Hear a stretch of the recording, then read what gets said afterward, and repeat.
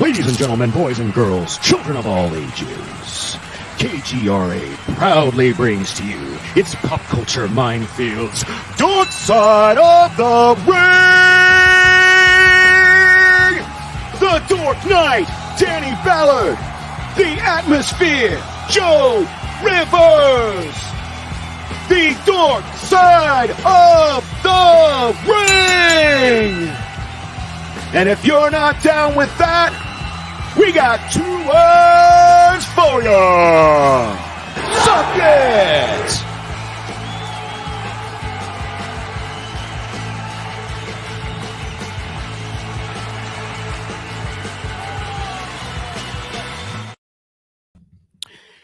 Good morning, everyone, and welcome to Pop Culture Minefield's Dork Side of the Ring on the KGRA Digital Broadcasting Network. I am Danny the Dork Knight. With me, as always, my co-host with the most, Mr. JoesAtmosfere. How you doing, Joe? I'm doing fantastic, man. I'm hyped. We had a good pay-per-view last night. My kids are coming into town as we speak. My wife's out getting them right now. Right on, man. Also with us is, well, I thought he was. We'll bring him when he gets back, but Johnny Rock's here somewhere. Let's catch up a little bit since I saw you last week. Mm-hmm. How was your week? The week was good. Saw some decent wrestling all week. Didn't see every show, but I caught Raw. It's hard for me to catch SmackDown, man. It's that's my first day back at the SmackDown house. was good. I didn't catch any AEW stuff, but I doubt we'll even talk about it. Really, I don't know. I tell you, the crowd last night was, dude, they're the MVP of the show. That Montreal crowd was awesome. I was watching it was fantastic. I was doing a watch along chat thing with Joe Cronin and his crew, and I swear I probably said at least 20 times, this crowd is fire. I mean, because they were like, talk about the 13th man. You know what I mean? They were just right. Yeah, absolutely, man. From they did not like Roman, that's for sure. Oh yeah, they didn't like him. They didn't like Dominic either. They were letting him have it, and he wasn't even in the match. I know, they right? were letting him have it. No, that was just an electric crowd, and it was the same. Yeah. So it's a shame that you didn't get to see SmackDown because it took place in the same building. They basically did. I heard Sami had a great promo. Dude, the funny thing is it wasn't so much his promo; it was the crowd. He didn't even get to speak. It was literally over 5 minutes of him standing in the ring. It was like in the post, and them just going. I'm sure it was ole ole ole, right? Ole ole ole. Yeah, it was cool, man. It was But I tell you what, before we get into the chamber, and I guess we lost Johnny Rock. He's not. He dropped off. So I guess we'll go ahead and just get started. Raw. I tell you what, I don't know if you want to cover the whole thing, but the main standout to me, well, the two was the contract signing thing with Brock and Bobby was hilarious. Yeah, he brought out the security guards. I'm pretty sure that wasn't supposed to be a back body drop. That first one, I think he was supposed to be a spear, and he botched it, but he recovered.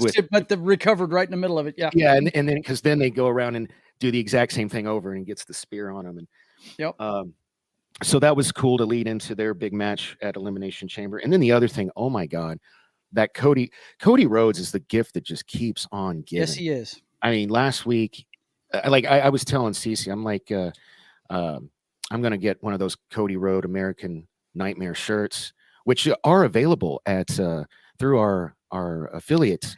Yes, the WWE shop. Yes. Link is in the description, or if John wants to copy and paste it and throw it in the live chat, that's cool too. But yeah, I believe I got it last night. It was only It was 40% off last night. Yeah, but that's okay. It's okay. We got but anyway, is Johnny Rock back? Okay, he's back. I mean, there you go. You there? Yeah, I'm here. All right. So if you use promo code WWE Champ, you will get free shipping on all your orders. So check that out if you want to support the show. That's a good way to do it. But yeah, I definitely want to get I want to get that American Nightmare shirt, because after his amazing promo last week with Paul Heyman, he has, dude, like, he makes you feel like, he's in there talking to Sami Zayn. That's a great. You think about it. All the best promos have a little bit of truth in it, and he takes the truth and turns it into a storyline. Man, it's really cool, man. Because that turns on not just the regular fans that don't really pay attention to this stuff, and those of us that watch Wrestling Observer Live every damn day are into it too, because we know what he's talking about is the real deal Holyfield. Yeah. So hold up, something just happened. You just lost your backdrop. Yeah. Who's playing with my stuff? I don't know, man. I don't know. That's above my pay grade. I'm just a guest on this show, bro. What the hell? People keep... Stop. Who's doing this? I don't know. I don't know who's doing it. All these Maybe we have gremlins. There it is. Boom. You're there. Dear sweet baby Jesus. Anyway. Maybe they caught what I caught. Yeah, I don't know. Maybe it's just a computer virus, right? Yeah. So I love how they did this with Cody. So the whole thing starts out where we have Baron Corbin being interviewed by lady interviewer number 29. I don't know who this chick was, but so anyways, and it was Kathy Kelly. Kathy Kelly, thank you. So he starts to talk. She's like, "Oh, I'm sorry, we got to cut to something important," implying that Corbin's not important, which he's not. Right. And it's Sami Zayn in the ring calling out Cody Rhodes, and not in a bad way. He's like, "Hey, did you mean?" He's like, "I've been watching your interviews. I've been hearing the things that you've said. When you said I can beat Roman Reigns, did you mean it, or were you just saying it?" And my God, Cody was just fucking chef's kiss, man. The end where he's like, people are telling me to finish my story. You finish yours, and I don't want to see you next week on Monday Night Raw. I want to see you at WrestleMania. It was fucking awesome, man. It was yeah. What do you got? He put Sammy over. Yeah. Even though he's the babyface, he put him over. It was awesome. That promo made me actually believe Sammy could actually win. I know, right? Yeah. And I so I was doing my live predictions on Twitter, like right when the match would start, and I got most of them right. But I honestly thought I was half right with the main event. I thought that it was going to end with a schmoz finish, but it would be like there wouldn't be. I didn't think anybody was going to like get pinned or submit. I thought it was just going to be like thrown out or some kind of, because it's also Montreal. And I thought it was going to be a screw job. I thought it was going to be some kind of schmoz. And it was going to set up a triple threat match at WrestleMania, because WWE loves them triple threat matches. But it didn't go that. There were a lot of shenanigans. It was definitely a schmoz. But fuck, man, Sammy, that we'll get into it when we get into it. I was fixing to say, you're jumping way ahead, bro. Yeah, I know. I'll tell you this much, although after watching that pay-per-view, I think Vegas, your town, is going to have a new bet. They're going to have the over-under on how many referees are used during the show. Because my God, did we see some referees get beat up last night or what? How many did Brock go through alone? Right. Well, let's. Is there really the only stuff I wanted to touch on Raw was the stuff that dealt directly with Elimination Chamber? I don't think there's really anything else. That I hate it when I take all these notes and then I'm just like, I'm not even gonna talk about most of it. Well, just look at them real quick and see if there's anything you want to highlight, because we could do this whole show about it. Elimination Chamber, man. Yeah. So, all right, let's jump to SmackDown. Joe, I know you said you didn't have time to watch it. Johnny, one last thing on Raw. One last thing about Raw. The aftermath of that promo was just gold when they tried to continue the interview with Corbin. Yeah. Oh my God. They showed him right up. Yeah. Oh no. Oh, I tweeted about right that. behind him the whole time. He just takes off the suit like he's damn Superman and throws. Oh my God. I can't believe I skipped over that. Yeah. And for one of the few times in history where like an interview is interrupted and they actually go back to the interview. But it was funny because yeah, he starts talking smack about Cody's dad and brother and all this. And Cody just like takes his watch off, cold cocks him, drags his ass out to the ring. Cavill, like cock his arms, like in the bathroom. And then he just beats his ass all the way down to the ring. He grabs a ref on the way. He's like, come on. And he's in a freaking suit, takes his jacket off, and he just whips the shit out of Baron Corbin in like 2 minutes in a suit. If you don't think Bum-Ass Corbin is a comedy wrestler at this point, you're not paying attention. Yeah, no, I know. And I got to tell you guys, it sucks to me because I loved him. I loved him as the Lone Wolf. I did. You're alone on that island, buddy. But I know I am. I know I am. But hey, everybody's got their favorites, okay? And when I started watching again, he was one of my favorites. I dug that guy. Yeah, it was. Cody is just so good, man. I swear. Yeah, I just. Oh my God. So yeah, no. Thank you for reminding me about that, Johnny. I did skip over that, but that was great.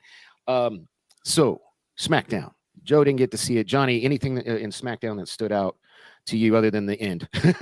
Well, I mean, so interesting thing about the end. Apparently, Sami had a big long promo. Yeah. With his head. Yeah. But if you watch the press conference after Elimination Chamber, he's like, I didn't even. Which I did. Yeah. Half of what I wanted to say out because the crowd was just so. 5 minutes. Yeah. In that same press conference, he said it's 5 minutes and 22 seconds of just standing ovation, crowd cheering him with him in the ring, not saying a word. And it worked. It wasn't boring at all, Mm-hmm. Is there anything else of note on SmackDown you want to mention? Because really, a lot of it was just setting up for the chamber, and it was a go home show. Yeah. So, all right. Well, then let's get into it. Let's get into the show. First thing I want to say is, how dare they not have Booker T on the pre-show? I was pissed. They had Wade Barrett on instead. I mean, come on. Booker T's the man. Anyway, that's all I got to say about that. And why is it they don't do matches on the pre-show anymore? They used to have at least one match. Man, it's all talk. It's all reruns of promos and storyline and all they do is yak about it. I mean, if they had some better pros on it, it'd be more fun. If Booker T was there with some other better, heavy hitting Hall of Famers, maybe it might be better. Of course, I think the best studio show they ever had was Talking Smack. That time that friggin' The Miz went off on Daniel Bryan, it was fucking gold. that was awesome. So I do want to point out, because the first match was the women's match, and so I texted a buddy of mine who I'll stop dropping his name because it keeps landing on my foot, but he used to be a wrestler, and actually still is a wrestler. Just got signed with Noah. It might be that guy. So I texted him. I was like, hey man, didn't the Elimination Chamber floor outside of the ring used to be steel and not padding? And his reply was, yep. Like, did you know that was the first thing that I noticed? I think I even because I was doing the watch along and I started to think, is this the Mandela effect? I could have swore it was steel before. No, it used to be steel, and the pods used to be made of glass. Now they're made of plastic or plexiglass. Yeah. And what I want to know is it just a requirement now that somebody impales somebody through one of those plexiglass walls? Yeah, I guess so. Is that a thing now? I mean, oh yeah, I did like that it was during the women's match. It was during the women's match. That was a big girl. Let's talk about this. I tell you what. So right when the show started, I put out a tweet where I said, Asuka was going to win, because that was kind of it was either her or Raquel, but I was pretty sure it was going to be Asuka with the change in her gimmick and everything. And I wanted Liv Morgan, but that's just. Well, of course. I mean, actually, I was 100% on my predictions. I know I didn't get to talk about. Were you now? I was Super Bowling. Yeah. So I tweeted all mine, so they're out there for the world to see. The one I got wrong, I say I got 1.5 wrong, because I was half right on my main event thing, but we'll get to that. So for the women, I was impressed, man. I think this was the best women's elimination chamber. It was pretty good. What did you guys think? Well, first of all, Carmella looks great. She hasn't been on in a long time. She looks fantastic. She does, but her boobs are just she's gotten work done, no doubt. It's almost bizarre. distracting. I don't know why they feel like they've got to do that, but yeah, I guess they're all trying to become Charlotte. Pop a balloon during a match. Almost seems like a throwback to the Divas era. Yeah, but hey, Zax, welcome to the show. I guess I ought to say hi to people in the chat. Who else we got here? Monkey Jeebus. Take your time. We got 2 hours, bro. Real Wade Nation Gaming. Hey, buddy. Thank you for coming. And conspicuous by her absence. This is the first time my mother hasn't been here. That's crazy. Anyway. Oh, well, if you haven't watched Elimination Chamber, buddy, you're doing yourself. You are watching the wrong show. It is. You need to go watch that and then get back in with us. We're gonna spoil the crap out of it. Yes, I mean, it's not even that. It's just that it's. So one of the guys in the watch along last night, when it got to the main event, he was like, "Oh my God, we're already to the main event," and then another dude was like, "Yeah, dude, we're already like 3 hours in." Mm-hmm. And then like somebody else was like, "Yeah, it doesn't feel like it." And I was like, "That's the sign of a good show." Yes, it felt like it flew by because it was just like a New Japan show, or it wasn't dragging. There was no match where you felt like, okay, I can get up, get a drink, I can go get something to eat. No, really, you wanted to see every last one of them. Yeah, exactly. And that's rare. I might tell you, man, Triple H in the press conference afterwards, somebody, asked him. Well, first he blew him for a few minutes, telling him how great he was, and then asked him like how he was able to make that transition from wrestler to the showrunner or whatever. And it was funny because CC was because I'll listen to those. I try to get all this stuff in, so I listen to it more than anything else. So like we were getting ready together in the bathroom this morning, and I had it on just to listen to it. And before he said passion, I said to CC, I bet he says passion. And then he said passion. It was hilarious because you could tell just by the way he was talking. Hey, Veritex, thank you for joining the show. You could tell how he said it felt like WrestleMania. I mean, and he's not wrong, dude. It was really, really good. Oh my God. So back to the women's. So we start out with Liv and who started with Liv? It was Liv Morgan. Oh, it was Natty. And Natalia. Oh yeah, she got that hometown pop. Got that hometown pop, baby. Yeah. Yeah. So and they, they did, adequate. And then I mean it was good. Loved Liv's outfit, man. Liv looked great. Oh, dude. She looked fantastic, man. She had the Spider-Man colors on. It was kick-ass. Oh, yeah. Those Daisy Dukes were tight. Dude, she looked. Oh my God, she did. Yeah, Cece's not here. She's out having like with her lady friends doing a. It's okay. What do they call that? Feel secure in your manhood. You can say a girl looks good. Is it Johnny? They do those little mimosa brunch things out here. She's at some casino with her friends having a brunch thing. Talking all kinds of crap about you, no less. Probably, but you know what? That means I'm free to say whatever I want about Liv Morgan. And all of a sudden, there she is in the chat. Hey, man, what's up? What? All of a sudden, Liv Morgan is in the chat. We're like, oh crap. So I didn't take notes because I was just enjoying it too much. So I don't remember the order. I know at some point, I know the last one was Asuka just because I knew she was going to win it. But they had that spot with Raquel Rodriguez and Rodriguez. Yeah. That Liv got her from the top of the chamber. Nikki Cross will do anything. Yeah. That's another crazy chick. That little girl is insane. Yeah, I kept thinking back. Like, I remember back in NXT, she had a last woman standing match with Asuka for the title. And even in defeat, Nikki Cross did some crazy, crazy bumping in that match. Yeah. And she was, but she got eliminated quick. Nikki Cross did. But in the short time she was in that match, she was a bottle rocket. Oh yeah, I mean she got the high spot of the night. The top of the pod. She's the one who got driven through the pod. Like, ooh. So she takes pain. Yeah. We also have Teresa Alexander in the chat. Thank you so much. That's a good friend of mine from right here in Shreveport. Right man. on. Yep. Right on. So yeah, overall, great match for the women's elimination chamber to open the show. I think work rate wise, this was the best chamber, but it's still not my favorite chamber. I'm a little biased. Yeah, because I was there for the first when Alexa Bliss won it.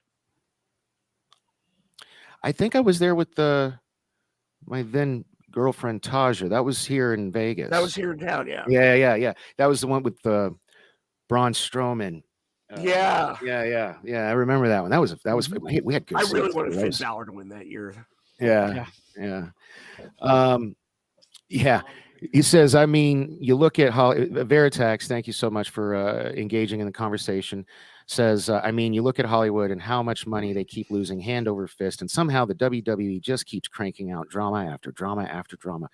Dude, amen. Like Triple H is just crushing it right now, and Roman Reigns and the Bloodline and Cody. I mean, like Sammy. I mean, like, dear God, man. This is the best way to beat your rival. Put out a good product. Yeah. And they wouldn't be doing this right now if they didn't have a rival.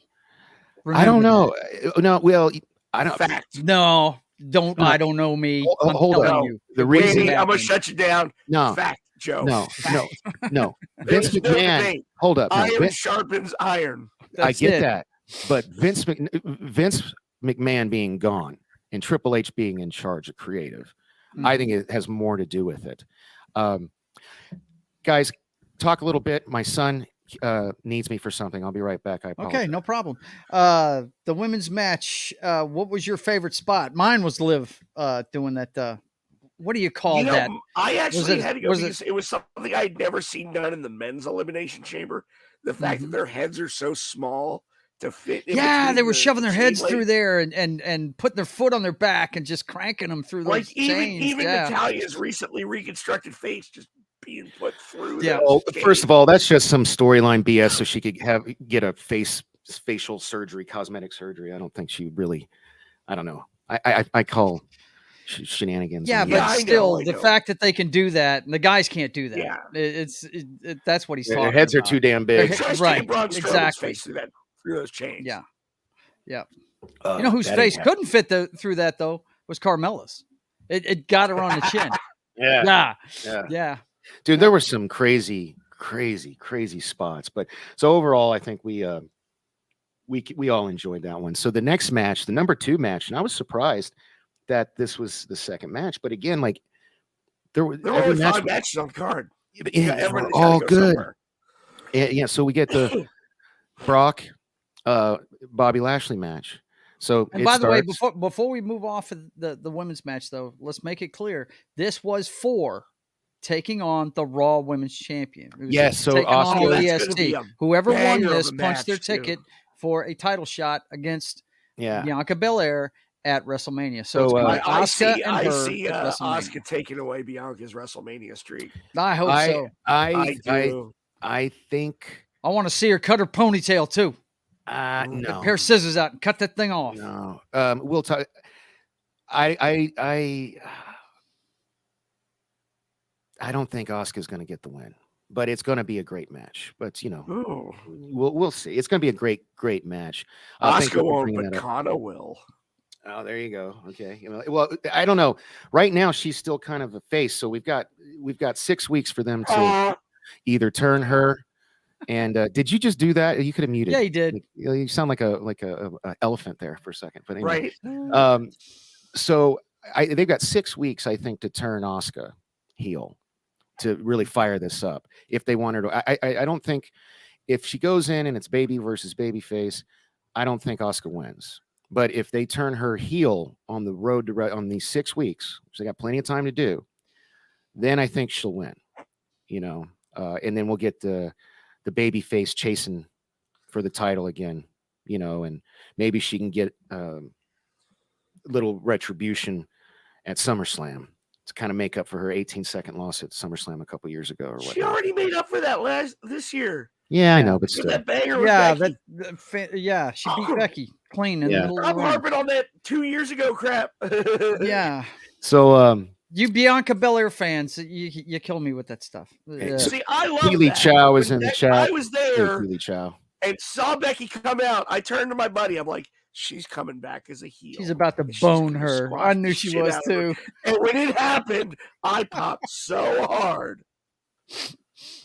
I was pissed because I was there, but I missed Becky's entrance because I thought it was a safe time to take a piss. And then I heard her music from the bathroom, and I was so mad. I was so mad. Right? Oops. So that's she was supposed to. She was supposed to wrestle somebody else, right? Right. Sasha. And yeah. But Sasha no-showed or whatever. No, it wasn't Sasha. It was storyline, but yeah. Yeah, it was Sasha, and they sent Carmella out there, I think.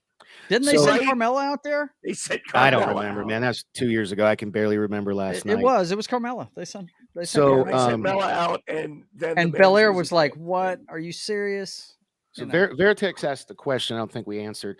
The rival is AEW, is what Joe's talking about. The rival organization, AEW, which he's probably making a joke. Yeah. So what rival? Yeah, right. Because I tell you what. Hey, some people are polarized. Some people will not watch AEW. Well, I'm not, but it's just as WWE gets better and better, I find myself like I watched probably 3 different Cody Rhodes interviews and in 2 or 3 different Sami Zayn. I watched the you care more about the WWE product now. Yeah, I just kind of like you're focusing on it. I've just slowly fallen out of love with AEW. So I'm not. I mean, I watched ups and downs, so I know what happened, but I did not watch Dynamite. You know, I will say Revolution is shaping up to be a pretty banger looking pay-per-view. Oh, I'll definitely catch the the pay-per-view is going to be good. Yeah, and we're probably going to get the return of CM Punk. Yeah. I'm thinking so. There's no way he's not going to turn this. There's too much chatter going on in there. There's way too much money to be made.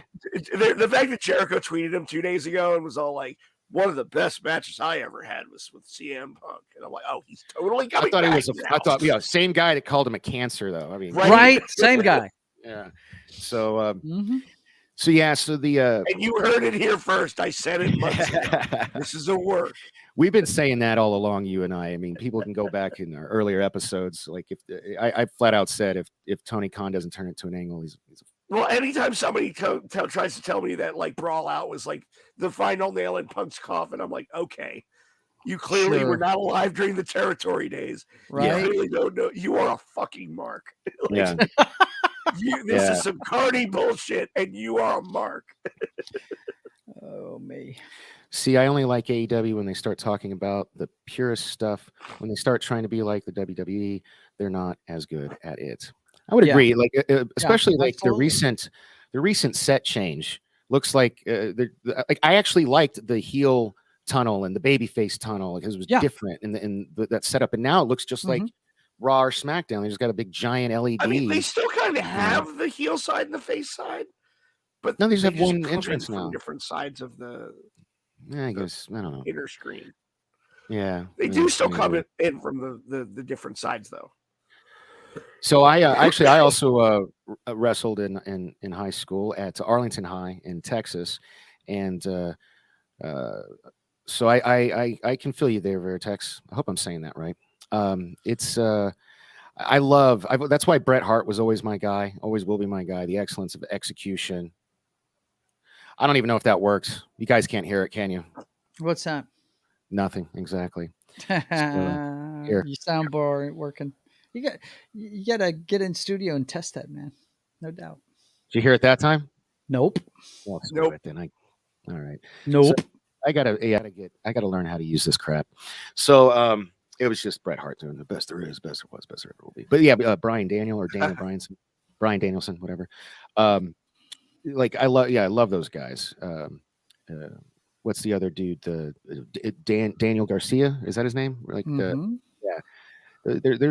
there's still some good technical wrestlers out there, but for me, man, right now it's all about the bloodline and Sami Zayn and Cody Rhodes. It's all the same. Yes. Joss Wolfen says he wrestled in high school as well. I actually I got injured very badly because some moron thought we were actually doing WWF, and he did a he did an illegal move, which is a suplex, which is like basically it's kind of like a German suplex in WWF terms, and I landed right on my head, fucked up my neck really bad, and I was out. That was my last match in high school ever. It was a real bummer. But anyway, back to this second match was Brock and Bobby. So the match starts. I say, you know, Lashley's going to go over. Lashley's winning. But I did not expect him to win by DQ. Like the only schmoz finish I called was for the last match of the night. So what do you guys think? Because I think that actually, Brock is supposed to be babyface. This would have been the perfect time if you wanted to put Bobby over and protect Brock. Why the hell did they not have the Hurt Business come out? They've been teasing it so much. Lashley was wearing his Hurt Business tights. Oh, I don't think this is over. If that's no, this is clearly going to happen again. I don't know. It just seemed like it's such a chicken shit heel move to blatantly just low blow right in front of the ref. Well, he couldn't get out of the move. They were selling the fact that if Bobby locked it in, he was screwed. He took him to Dick Kick City. Yeah.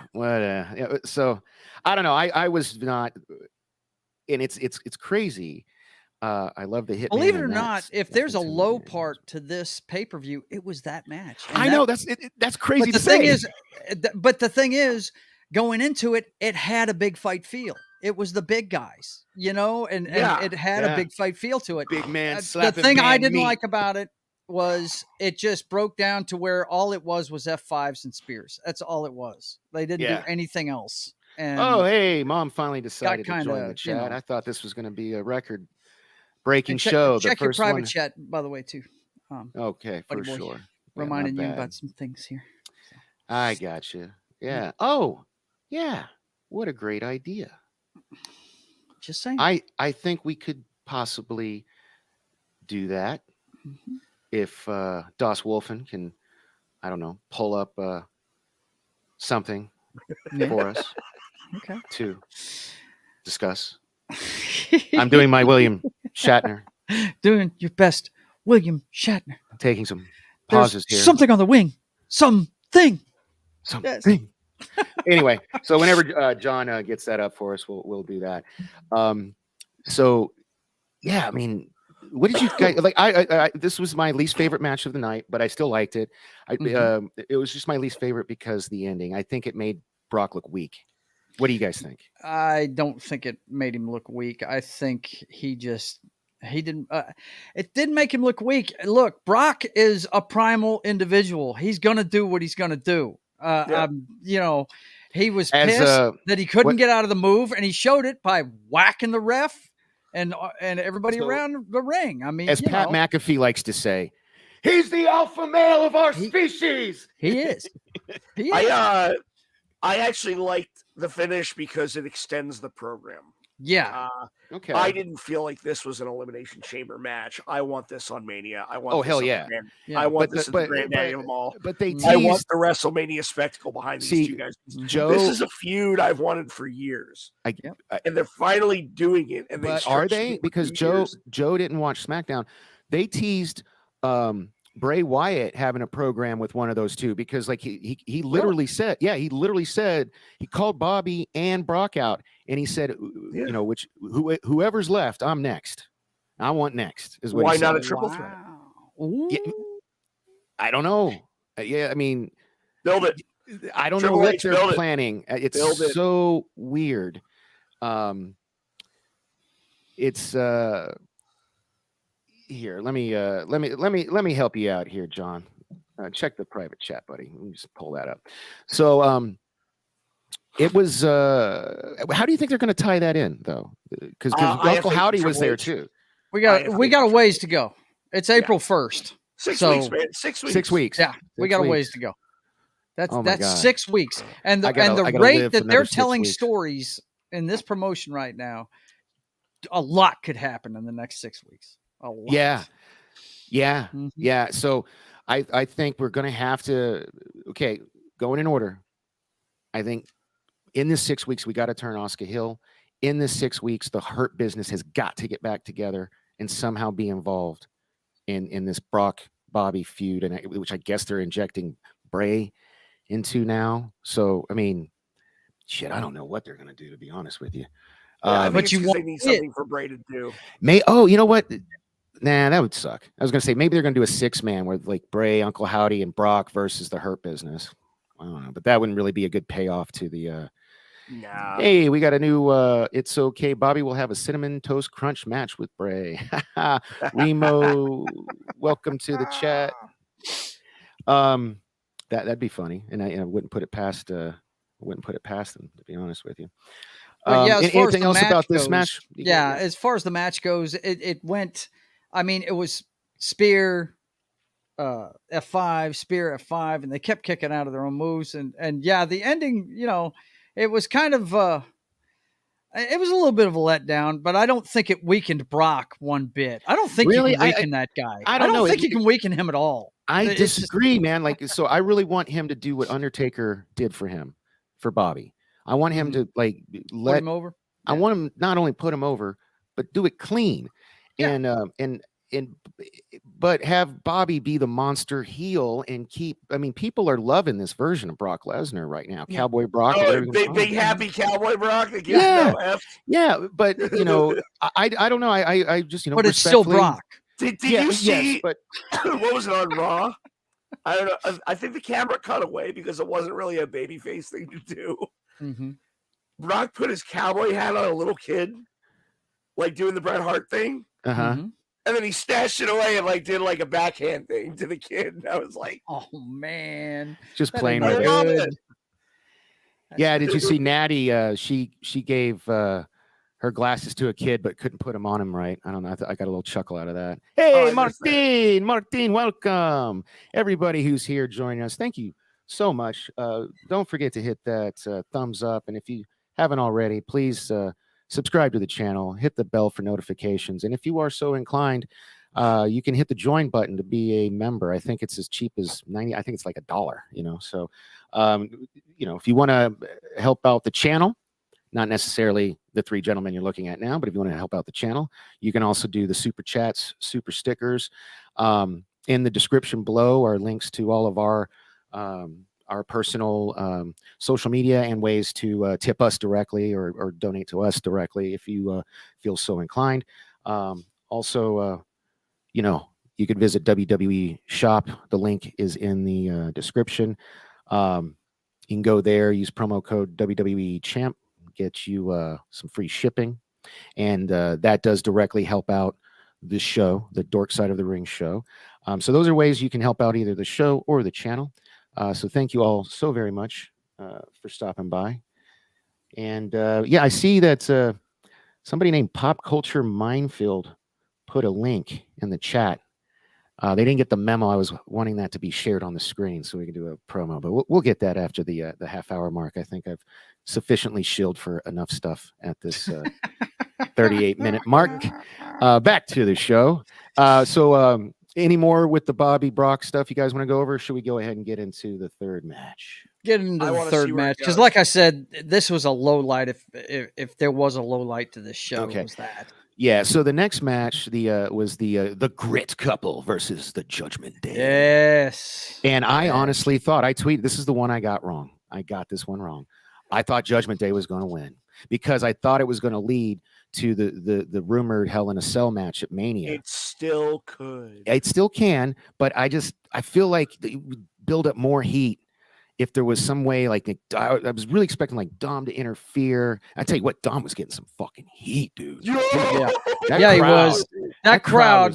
Oh, the crowd, just as much as any wrestler in this show, could have been the MVP of the show. Dom was getting X-Pac heat. Yes, he was. The crowd was amazing. Not even in the match, and it was F you Dom. Yeah. Dom. F you Dom. I mean, Dom. Man.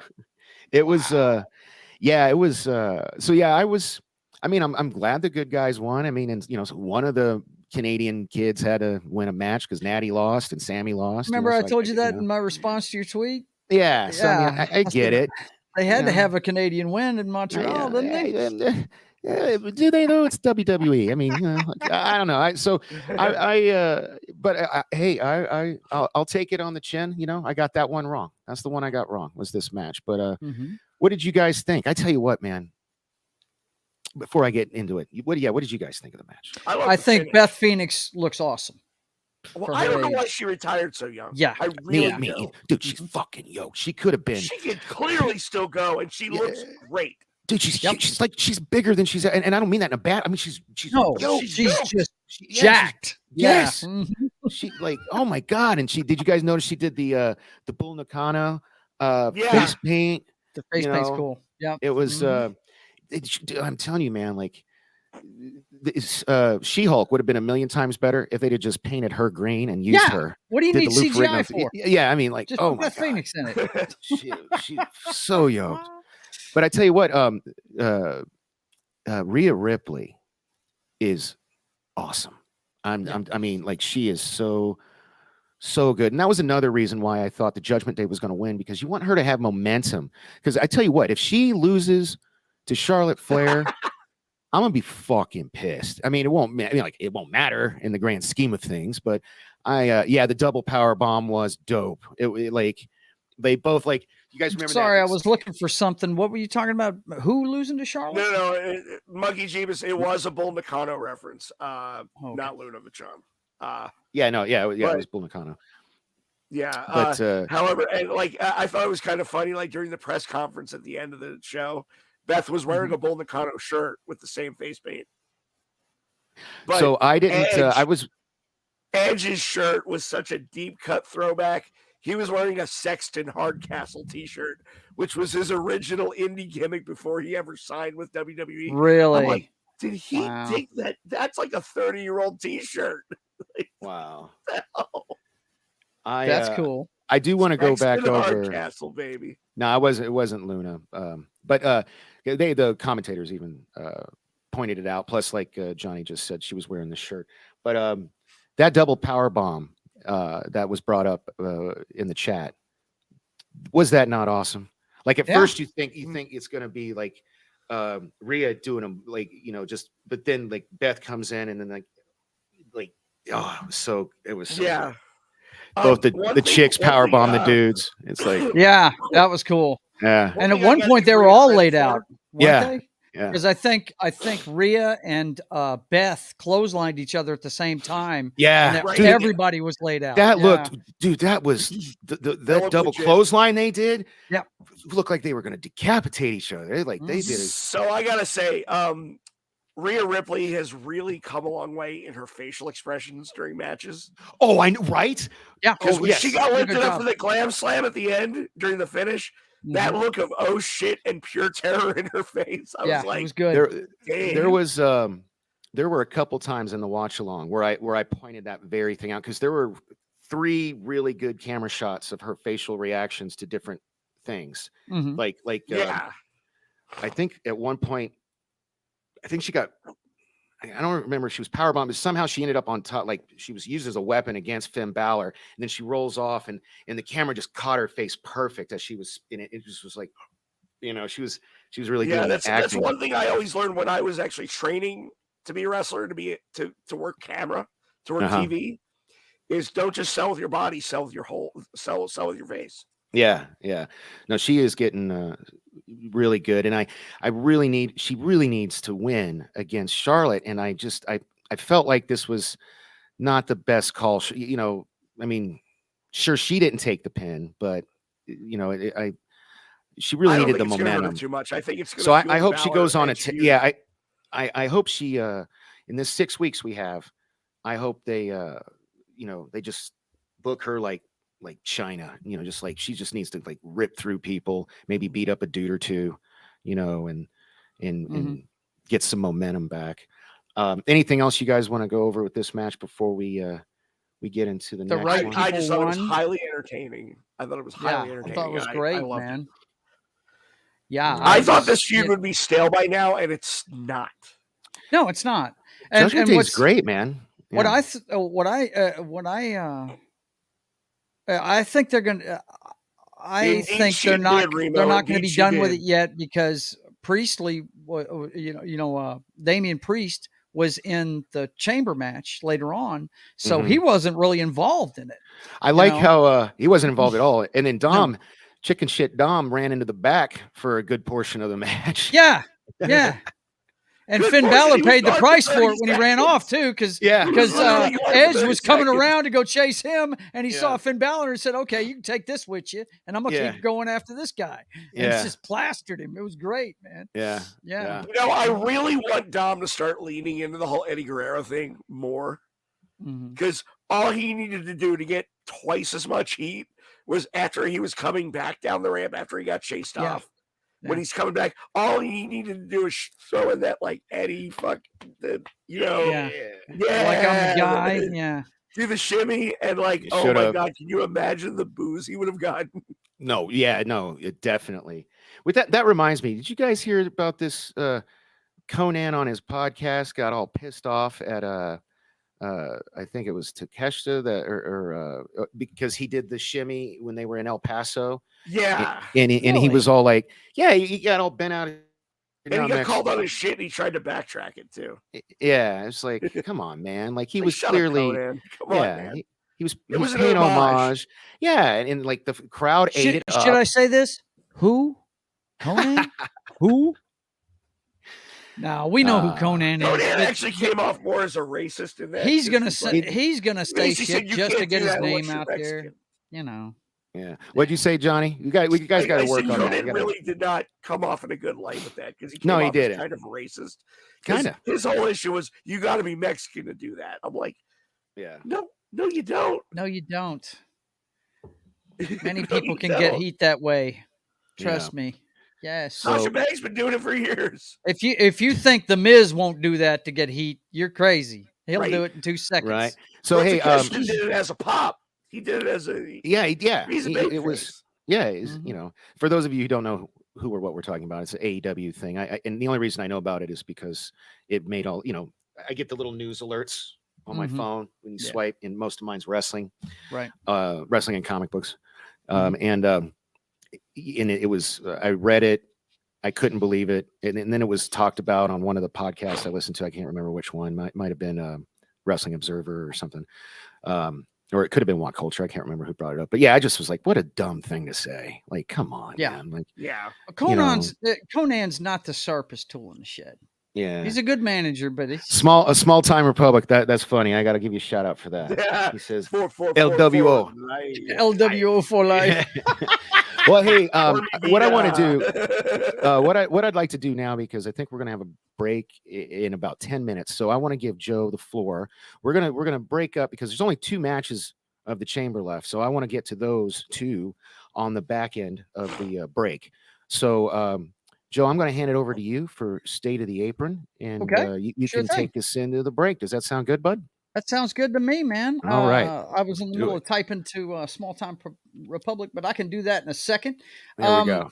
Yeah, guys, State of the Apron this week. We had a pay-per-view, so I'm making it extremely small this week. We're just going to talk about New Japan. And what we had in New Japan, 2 big things happened. Number one was, let's see, let me get it up here where I can share the, John, I'm going to share my screen here. Hang on a second. Let me get the graphic in the right place before I do it. Okay. As banned, is it? What's that? No, I'm not putting any friggin' clips. It's stuff for me and you to talk about, bro. No clips. Don't do it. Yeah, don't Impact, you can kiss my ass. Really, bastards. You can. They just, they crippled our last video. God. Yeah, they did. Hey, you know what, though? I still believe in Joe Henry. But we had, Henry. Yeah, no doubt. Yeah, because he's not Edge's bitch, right? Yeah, right. I love the name of her finishing move. Did you catch the name of her finishing move? What is it? It's the Money Maker. The Money Maker. The Money Maker. This wasn't the. Did I actually do it right this time? I don't know. I haven't seen the match yet. I just got the results for you. I can throw a link in the chat if you want to watch it, but it's worth watching. I know where to look it up at. Don't worry about that. I do want to watch it. I'm going to watch it. I'll take that link. I just didn't get to that one. But Kairi Sane, who I love, was the victim of the win by Mercedes Moné. I'm sure she hit her patented insane elbow. But yeah, I love my little pirate princess. I think she's awesome. And but she lost. She lost the IWGP Championship, and this is at New Japan Battle in the Valley. I think it was in San Antonio, wasn't it? I believe it was. San Jose. San Jose. Okay. It was in New the Mexico. Silicon Valley. Okay. All right. No, wait. Gotcha. San Jose. I thought it was in San Jose, California. Is that California? I don't know. There's so many. You know. It's the Silicon but anyway. Valley. Okay. Yeah. Cool. I don't know the area, so. But anyway, this is all part of New Japan's push in North America. They're doing a lot of promotional work in North America. New Japan Strong is a big thing. I know Filthy Tom Lawler's involved in that one. Let's see. Small Time Republic said something about, hang on a second. Let me go look at it real quick. He says, Rip Richard Belzer. Oh my God, really? I mentioned him since he does have a wrestling connection. Hulk Hogan accidentally put him to sleep on his late night show in the 80s. Yeah, he did. I remember that clip. Richard Belzer is one of the best comedians you'll ever see. If you're a Law and Order fan. Munch on Law and Order, man. Damn. Shows. Not just Law and Order, but Homicide: Life on the Street. Yeah. Mm-hmm. Damn, that's a shame. Yeah. But anyway, this New Japan is doing a lot more work in North America. They have an entire brand called New Japan Strong. And I believe, the next guy we're going to talk about in New Japan may be in that, or he may be going to another promotion. But let's see. The other thing I wanted to bring up from this particular pay-per-view is that Jay White lost his loser leaves New Japan match against Eddie Kingston. From what I understand, it was a great match, but he lost. I saw him on Wrestle Observer Live. I think it was the day after the show, and he was saying how he was part of creating NWA Strong, so he kind of alluded to he might be going there, but I don't know. I'd like to. He also said he might go to Impact. He really doesn't know. You know, it's really up in the air what he's going to do. But if you have not seen the Switchblade, you need to check him out. I think good. The Switchblade is WWE bound. Yeah, I hope so. I'd love to see him. Papa H's radar for years. Imagine a storyline with him against Cody. You know, with him being the bad guy and Cody being the champ. That would be pretty good. You know, you really think they're going to put him in a championship? No, not right away. No, and not from New Japan. That they'll have him work up. But I'm just saying, a future thing. If he does make it to WWE, actually, that would you don't want to see him in thing. Jay White versus Bray Wyatt over their finishing move. Ooh, wow, yeah. Now that would be good. That would be really good. Yeah, because it looks exactly the same. It does. Yeah. Mm-hmm. But anyway, that's all I got for State of the Apron this week. They had got the full results. The main ticket, the main match was Okada versus Tanahashi for the umpteenth versus Tanahashi. Yeah, and Okada won. So that yeah, Mercedes Moné was the match right before it, though. They got the match right before that. I thought they should have opened it with that one, but anyway. New Japan will never do that. They structure their pay-per-views accordingly. Yeah. Championship matches always go on. And that's the way it should be. If you ask me, that's the way it should be. That if you've got a belt, that should be later on in the show. You know? Yeah. But you know what really bugs me more than anything, John? Thank you for the graphics, man. I'm done with that. You can drop that down whenever you feel like it. The thing that bugs me more than anything. Oh, and we fixing to go. It looks like. No, we're gonna have a break here in about 30 seconds. But okay, that's the it. thing that bugs me about the lineup thing. Whenever they bring the guy with the belt in first when they're doing introductions, that chaps my ass. Okay, well, we'll talk about that. We'll talk about that when we get back from break. Yes, sir.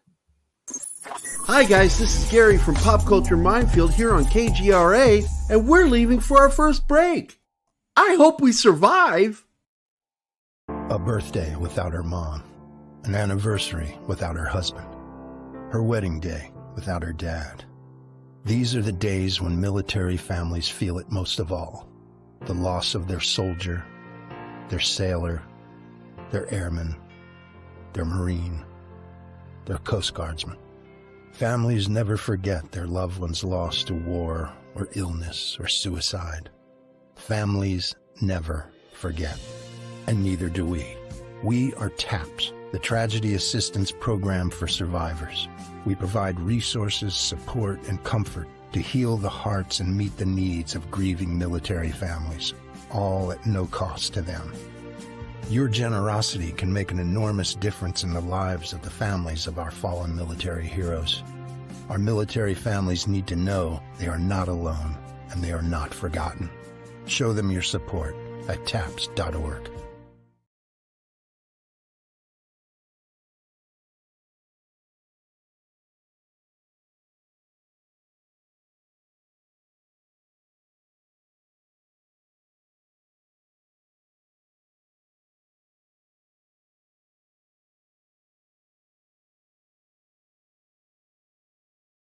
Question facing humanity is on.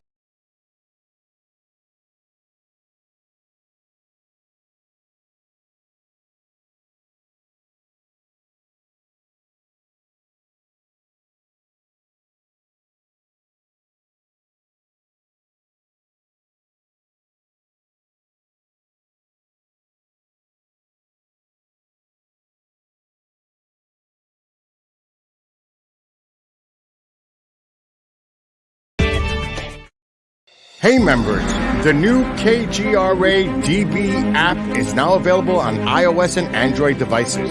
Gain on-demand access to any KGRA DB programming.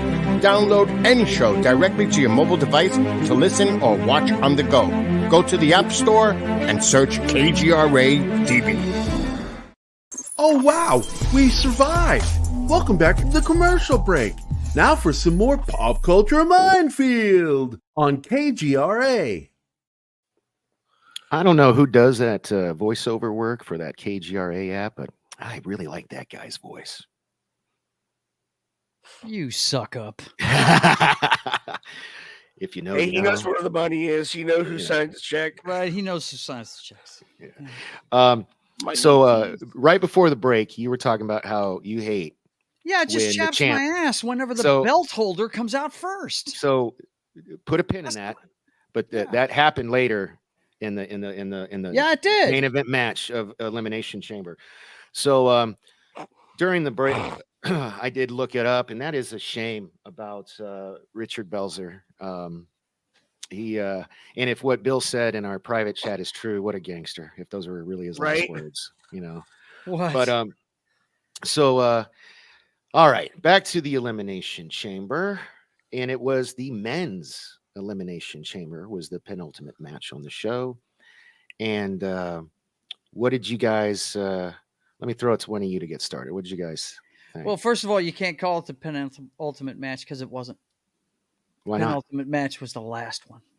No, penultimate is the ultimate is last. Penultimate is before the last. Oh, is that what it is? Okay. Yes. All right. Yeah. See, you learn something new every day, don't you? Yeah. Vocabulary, learn it.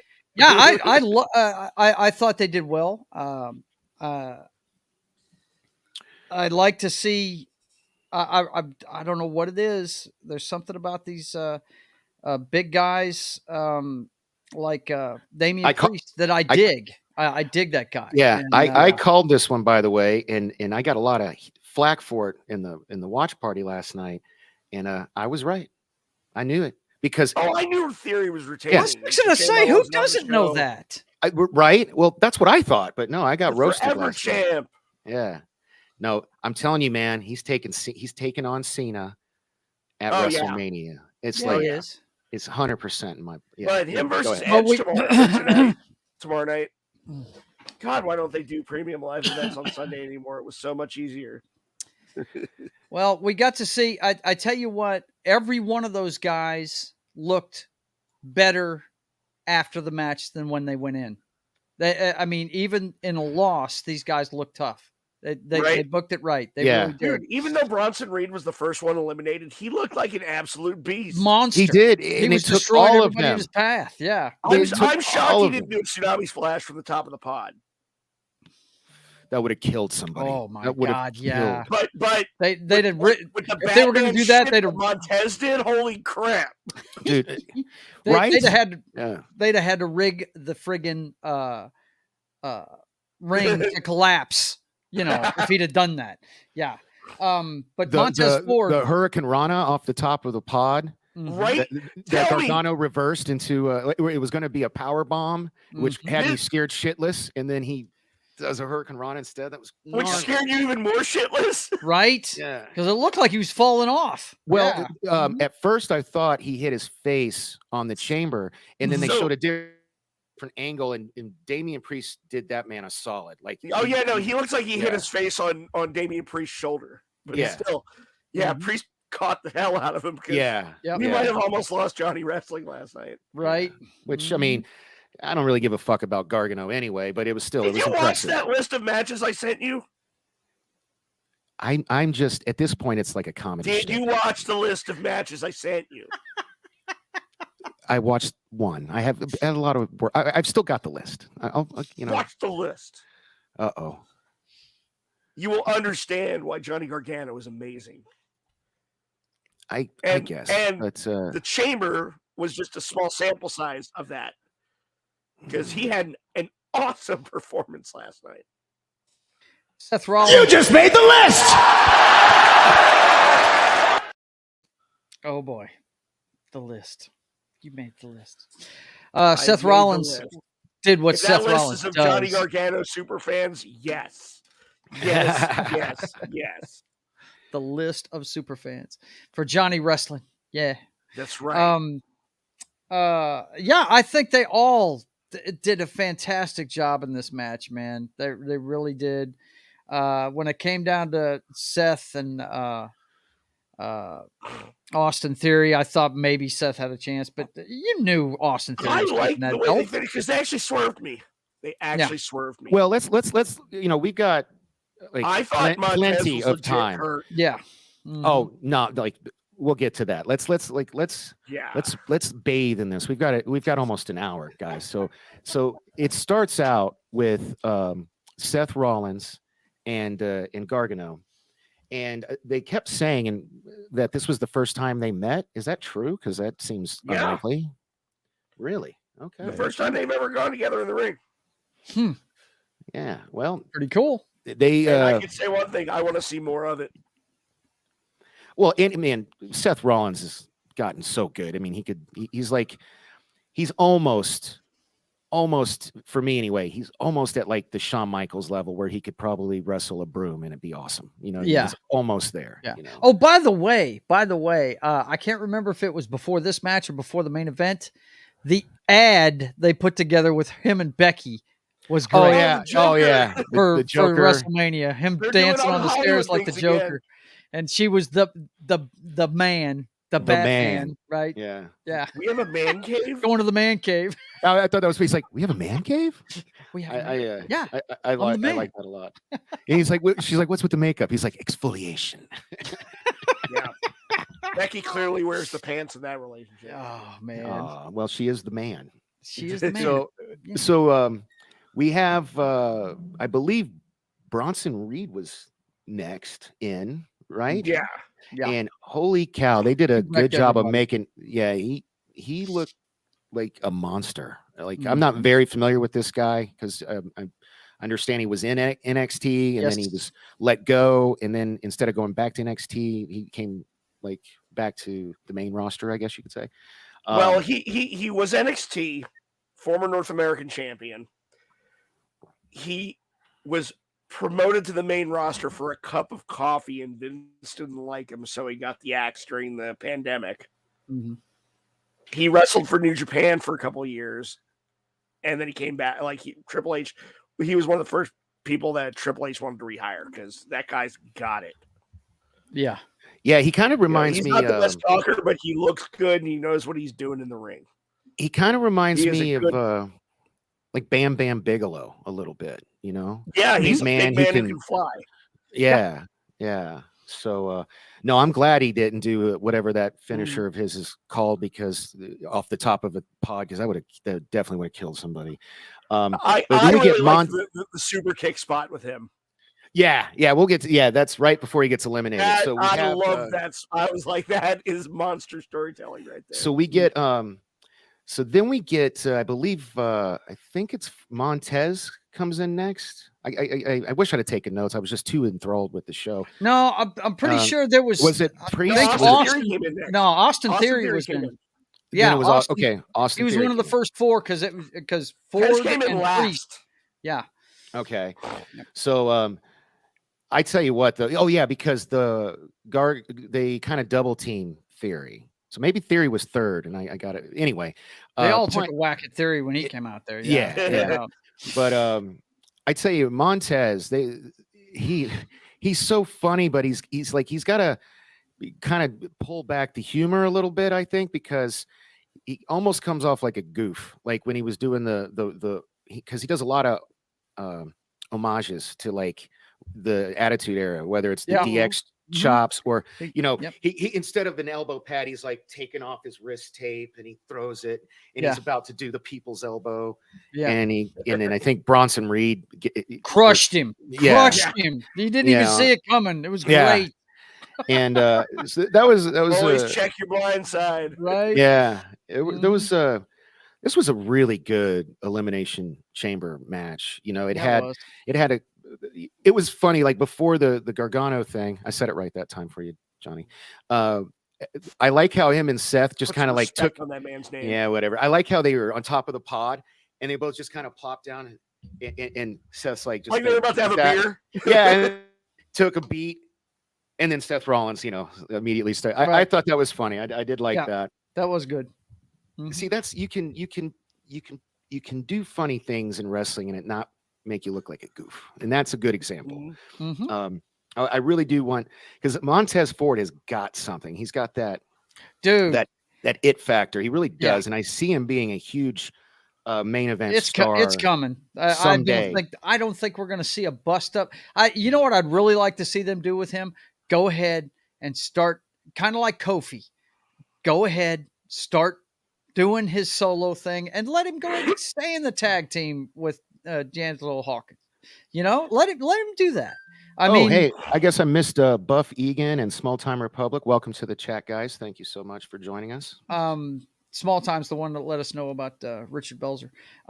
But he's poised for a solo run for sure. But I don't think they should bust up the Street Profits at all. I think that should be a side gig for him. I want to talk. We'll get to that in a minute. Yeah, we'll get to that. Yeah. Oh, don't you love it when that happens, though? I mean, with wrestling, you have to suspend disbelief to enjoy it anyway. But then they do stuff like that. But here's how this is what if they'd have done they did that on purpose. They did that on purpose. Yeah, well, yes, but if they if they'd have added this one thing, they would have fooled me. If they would have treated it like when the Inseguri Shawn Michaels thing, where they stopped everything and nobody was talking and they treated it like it was real. They didn't do that. The commentators kept talking. Seth Rollins was getting ready to hit somebody. Yeah. So that's why it didn't. And you didn't see the ref do this. Anybody that watches wrestling knows when they see this, that means somebody's hurt. Yeah. So they and they didn't do that. Although, Joe, I'm glad they didn't, because and I was on an indie show one day where I was doing commentary. Yeah.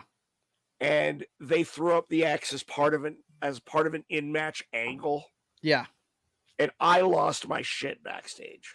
Really? And I was like, who wrote this match out? Who booked this match? They should have at least let you know ahead of time that was going to happen. I almost slapped the guy in the head with my clipboard. I'm like, don't use the X for an angle. Yeah. That is a serious.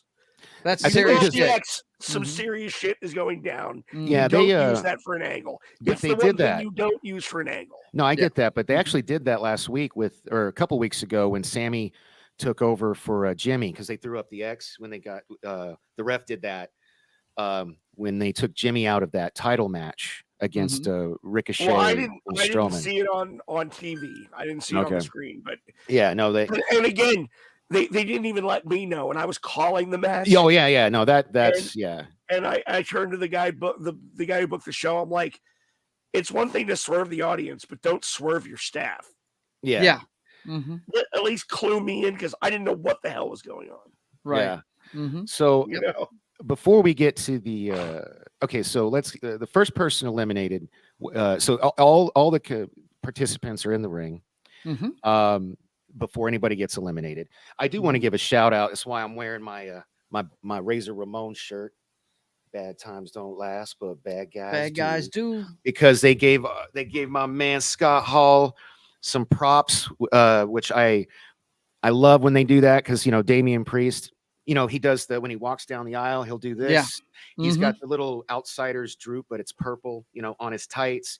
Yeah, and he does the razor's edge. I mean, clearly Scott Hall is a hero to this man. He's the guy, no doubt. Yeah, and when he hit that razor's edge, and they actually called it the razor's edge, and they mentioned the late Scott Hall.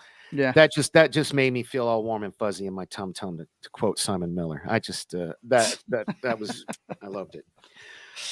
But yeah, it took everybody though to get rid of Bronson Reed. So you get the one super kick, then you get two super kicks, then you get all three of them doing a super kick. I was like, I'm like, yeah, but don't forget before he went out. Toes? I was like, what's going on? Don't forget, before he went out, Montez Ford climbed the damn cage and took them all out. Oh yeah, right? That was yeah. Yep. He went up into the rafters, if you will. He wasn't on the side. He was up top. That reminded me of something I saw way back in the day on TNA.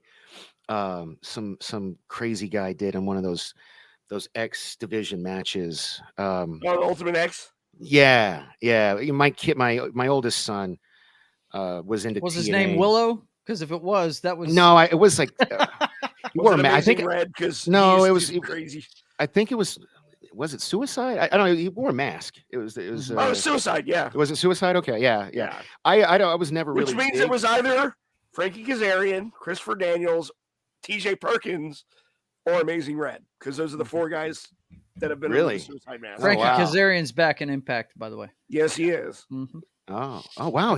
Actually, speaking of it, he left. Impact, this might be a good time to just bring it up, since we didn't bring it up earlier. Rest in peace to Jerry Jarrett.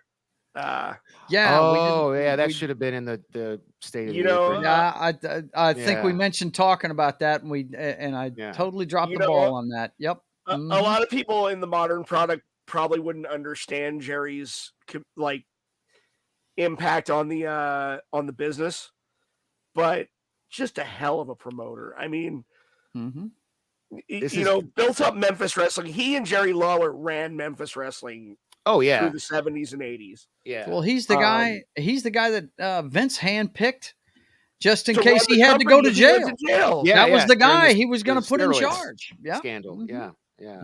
So, and and then fathering Jeff Jarrett. I don't know if that's an accolade, but right.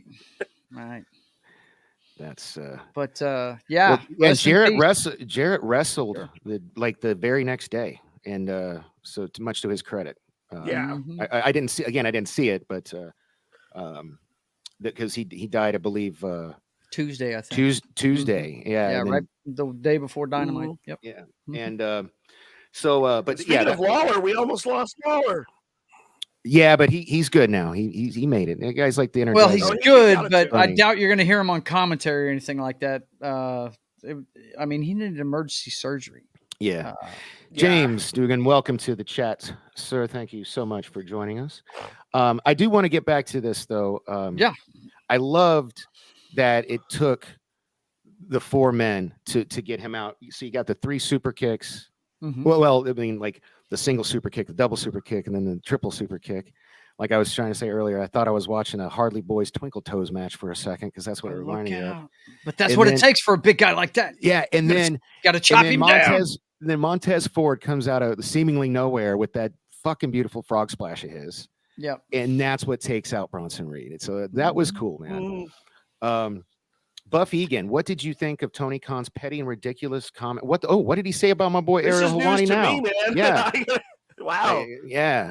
Get us some info on that. Maybe Das Wolf, and if you can do a little research and throw us a link. I think TK and Ariel Helwani already have heat because the whole MJF interview.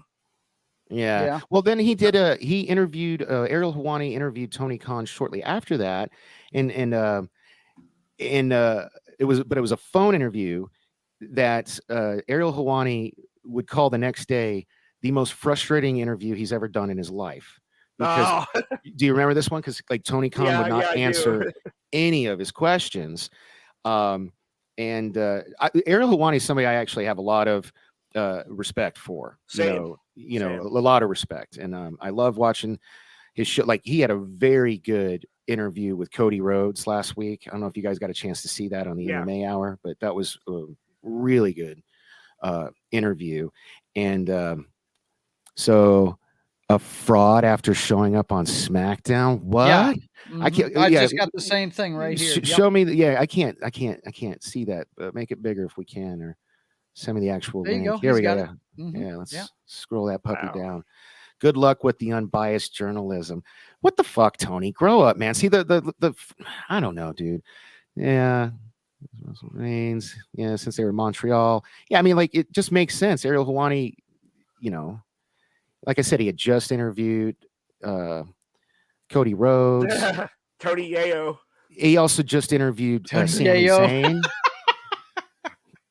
Coney Yayo. Does that say that in this article somewhere? Or is that okay. Remo said he called him Snowman. It's an allusion to. He's definitely on. Tony Khan is rumored to have. He's definitely on at least Adderall. I'll tell you that. The man, I think he's ADD. Sleep. If nothing else, his booking shows that he's ADD.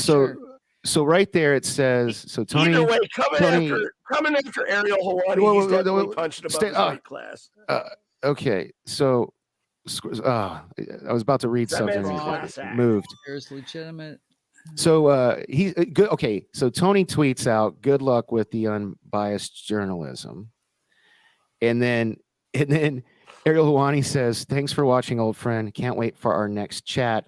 Also, don't listen to the Snowman, Shivani. You're a legend in my books." Holy shit! Yeah. And so then scroll back up a little bit, please. And then I guess Tony Khan goes, "You're as legitimate of a reporter as Tony Schiavone." That's oh my god. That's so wow. Wow, man. Tony, man, come on. All right. Buff, thank you for bringing that to our attention because Remo, thank you for sure. That's some meaty content right there. Because Cole did reference it during the match. I was wondering what he did?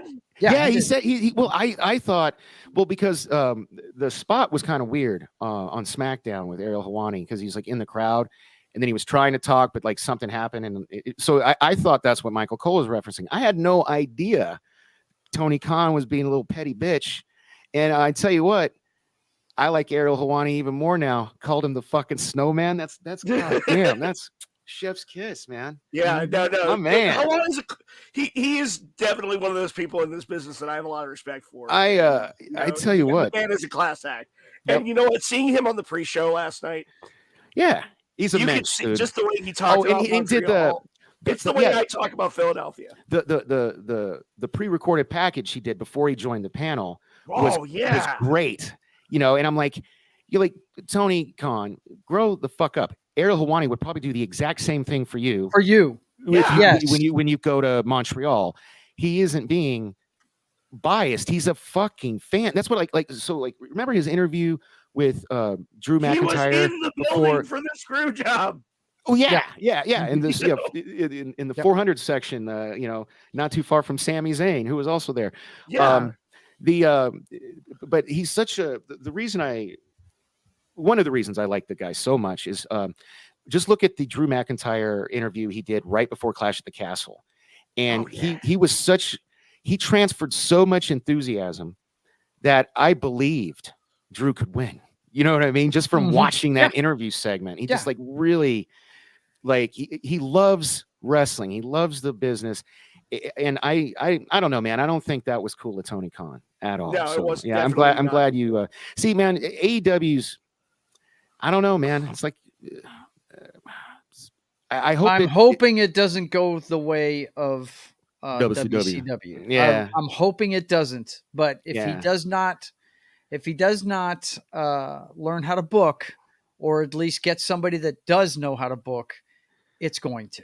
well, he's that He's- and He's listening to his buddies too much, stop which is the engaging idiot squad. Yes, Yeah. no, exactly. The fact that he's got JR under contract and not using him. Exactly, it's in fucking criminal, more dude. It's executive criminal. roles. Yeah, Mhm. it's criminal, and it's this is what happens when the inmates run the asylum. Exactly. Yep. You know, That's Too many chiefs, not enough Indians. not enough Indians. yeah, And too many fucking belts. They've got Yes. too many belts on that show. way too many. Why do we need this all Atlantic title? I mean, I do not understand why we have that belt, especially when like you're all also you showing need, all the all you ROH need belts. is a heavyweight belt, a television belt, tag belts, and you're good. There you go. I do And- like and the a trios women- belt. and I a do like women's- the trios belt. Well, and the a women women's too. title. You could have all Women's three of title. those for the women too. I'm just I saying. feel like their tag That's all you division need. is really good, and I do like that since they have so many trios. There's a second. set of Right. tag The 6-man tag belt's pretty good. Yeah, Dude, that's I it. don't know. I keep looking at this I comment. just wish the Elite didn't have such a damn stranglehold on them all the time. I know. it. Yeah, I fuck those guys. Anyway, I keep looking at this comment, and I love Ariel Helwani so much now, like even more.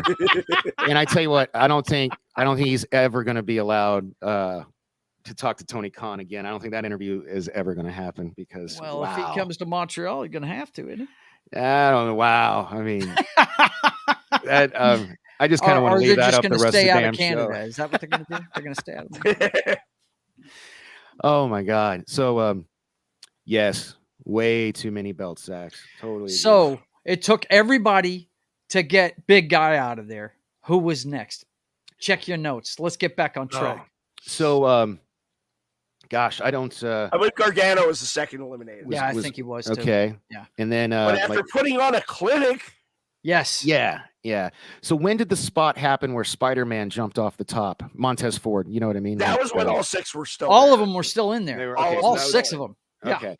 Mhm. So I don't remember much of the order of what was until the Montez. So he got stomped by So it was down to Rollins 3. It was down to Austin Theory, Montez Ford, and Seth Rollins. and Seth Rollins. Yep. And And Rollins curb stomped Tez on the steel. the Right. padding. I was The so padding. If I That was when remember I texted. correctly, he was Yeah. going to do a move on Austin Theory, and Theory got out of the way and it tied him up in the ropes, and that's when Homeboy got him with the yeah. stomp.